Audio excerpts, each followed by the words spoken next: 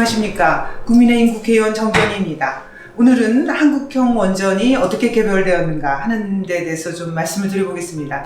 제가 왜 급작스럽게 이 주제를 선택했느냐 하면요. 지난 2019년 12월에 산업부에서 있었던 사건 때문입니다. 문재인 정부에서 월성 원전 1호기를 이제 폐쇄하기로 결정을 했는데요. 그것에 대한 감사원 감사가 예정되어 있었습니다. 그런데 바로 그 감사가 있기 바로 전날 밤에 산업부 공무원들이 사무실에 몰래 침입해서 자그마치 530건의 문건을 삭제해버렸습니다. 근데 그 삭제된 내용 중에 핵심은 북한에 원전을 건설해주겠다는 것이었습니다.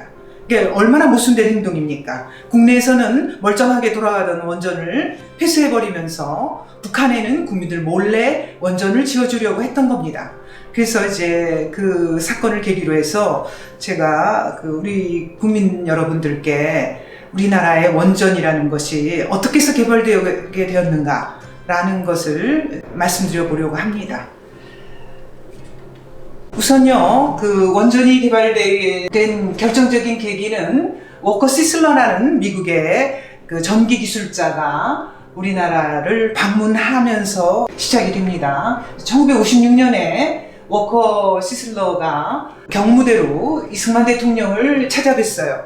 그래서 이제 그 말씀을 나누던 중에 중요한 얘기를 하신 거예요. 시슬러가 우라늄 1g만 있으면 석탄 3톤이 내는 에너지를 낼 수 있다 라고 하신 거예요. 그러면서 이제 우리가 다들 뭐 여러분들 아시고 계시지만 우리는 자원이 없는 그런 나라로 알려져 있지 않습니까? 그런데 거꾸로 말씀하신 거예요. 시슬러가 한국은 자원 빈국이 아니다.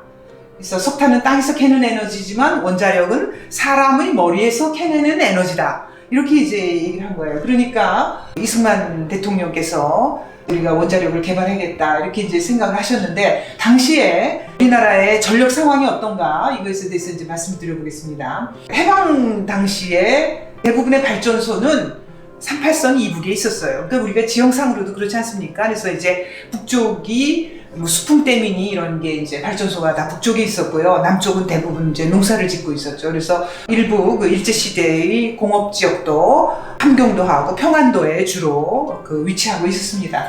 그래서 이제 전기를 대부분 전력을 북한에 의존하고 있었는데 48년 5월에 북한이 우리한테 보내주는 전기를 하루아침에 끊어버린 거죠. 이 기사를 보시면은 48년 5월 14일에 조선전업이라고 해서 오늘날의 한전에 해당하는 건데, 조선전업의 과장의 업무일지를 보면 북한에서 단전했다라고 쓰여져 있어요. 그래서 48년 5월 14일입니다. 여기 흔히하긴 한데요. 48년 5월 14일 북한에서 단전했다.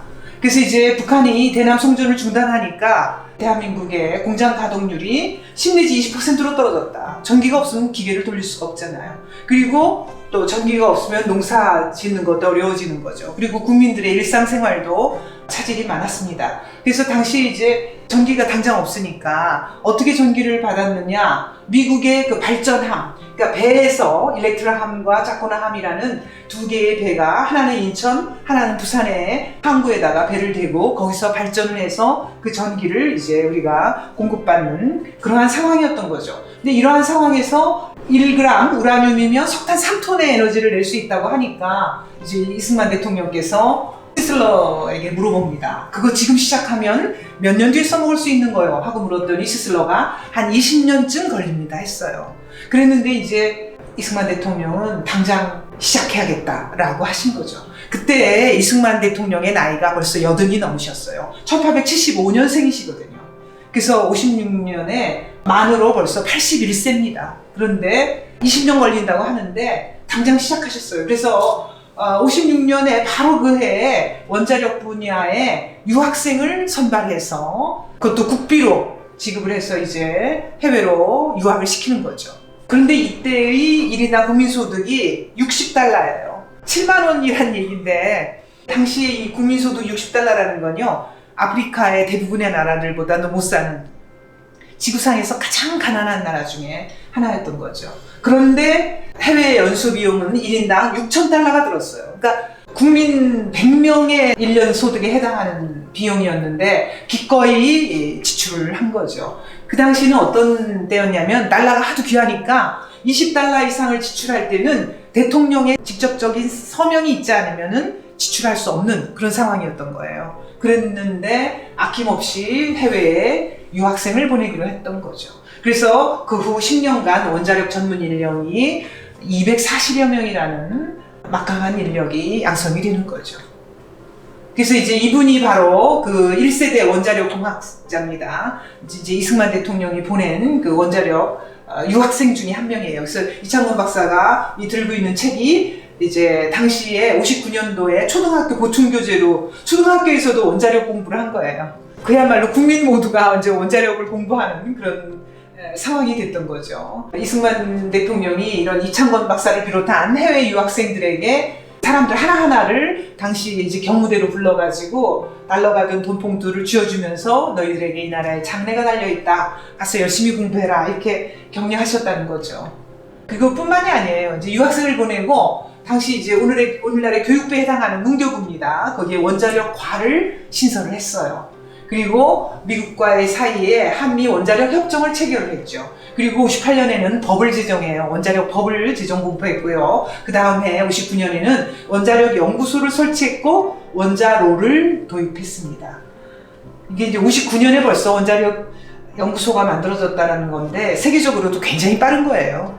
50년대에 이미 우리가 원자력 연구소를 설치했다. 앞을 내다보는 우리가 선견지명이라고 그러죠. 선견지명이 있었던 겁니다. 그래서 이제 59년에 원자력 연구소 개소식을 하잖아요. 이미 이제 요 뒤에 가려져 있습니다만 요 뒤에 원자력 연구소라고 써져 있어요.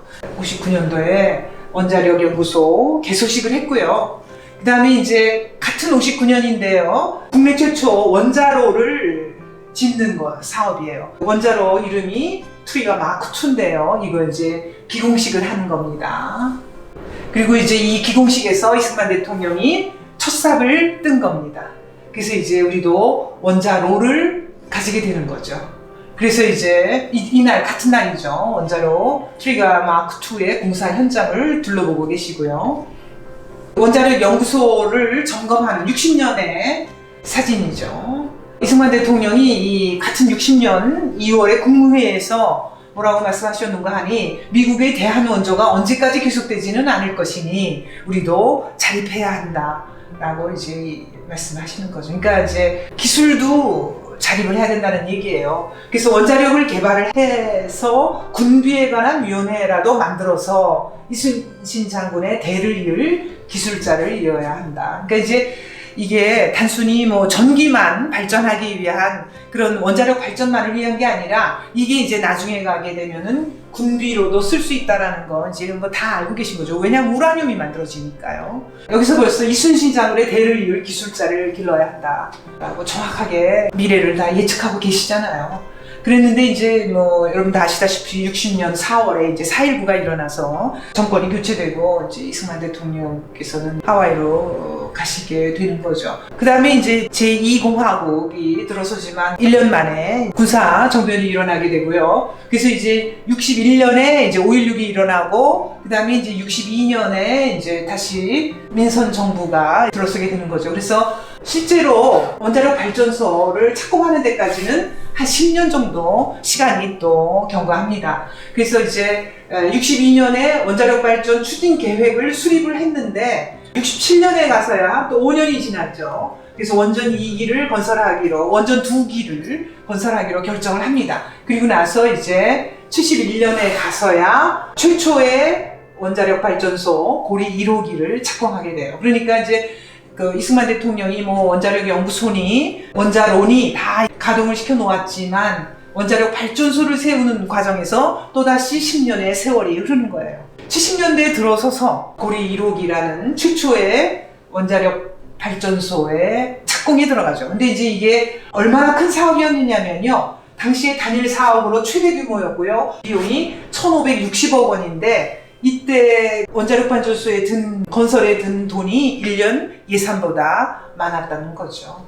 저 당시 72년인가요? 10월 유신할 때 그 구호가 뭐였냐면 10월 유신 100억 불 수출 1000불 소득 이렇게 얘기할 때거든요. 100억 달러 수출에 목숨을 걸 때인데 비용이 1560억 원이 들어가는 거니까 어마어마한 사업이었던 거죠. 이게 이제 71년에 고리 원자력 발전소 기공식 사진입니다. 그렇게 해서 이제 짓는데 또 7년 걸렸어요. 그래서 78년에 고리 원자력 발전소 1호기가 준공이 된 겁니다. 그래서 이제 우리나라 최초의 원자력 발전소가 만들어졌고요. 아시아에서 2번째. 굉장히 빠른 거죠. 그 다음에 세계에서도 21번째. 200여 개 나라가 있다고 칠 것 같으면 그 중에 21번째니까 엄청 빨리 한 겁니다.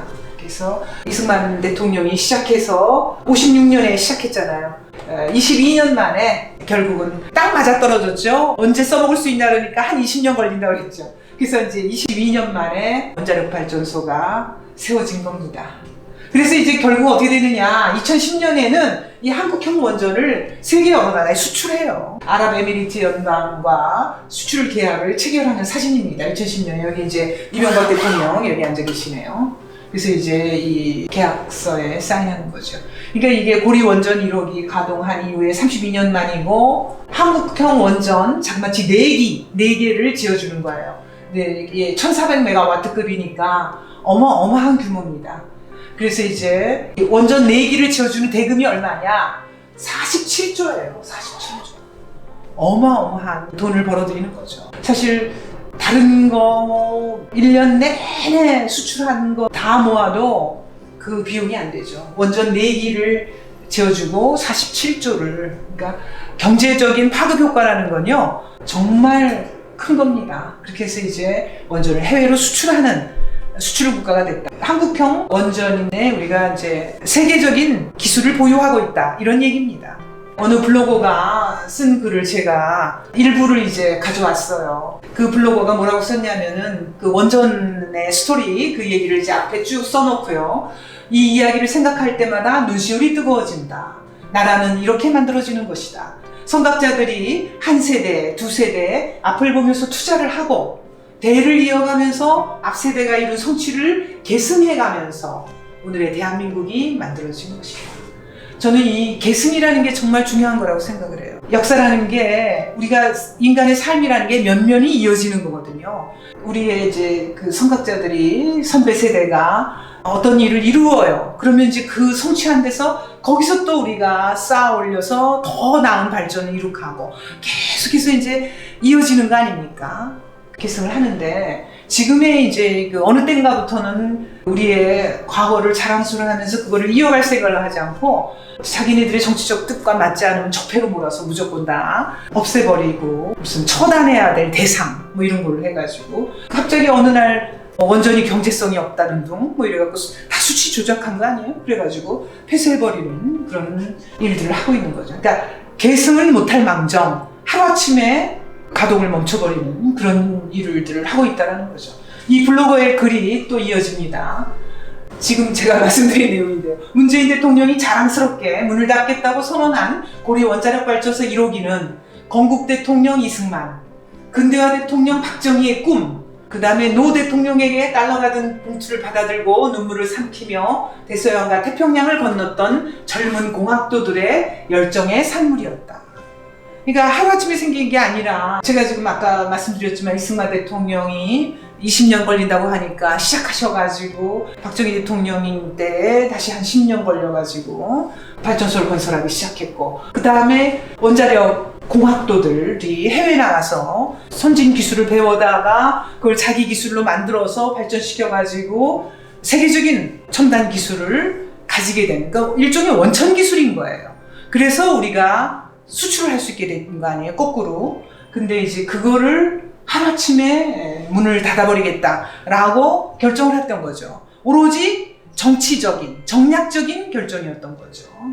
이 정부에서 하고 있는 그 원전 폐쇄 결정이라는 것이 공정하지도 못하고 정의롭지도 못하고 우리의 이 선배들의 어떤 노력, 열정 이것을 하루아침에 물거품으로 만들어버리는 그러한 굉장히 무모한 결정이다라는 것을 말씀드리고 오늘의 내용은 마치겠습니다. 다음 주에 또 이어서 다른 내용으로 찾아뵙겠습니다.